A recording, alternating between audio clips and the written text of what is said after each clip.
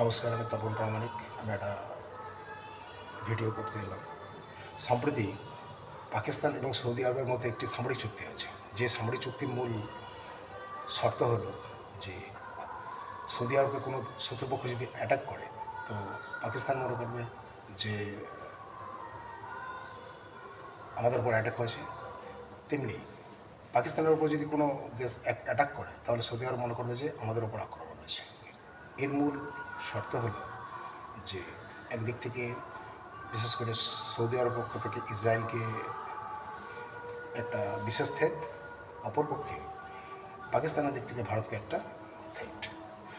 এই ধরনের চুক্তিতে এই দুই দেশ ভাবলো যে হয়তো ভারত এবং ইসরায়েলকে হয়তো একটা আটকে দেওয়ার একটা সমঝোতা প্রকল্প, কিন্তু সেটা সম্ভব নয়।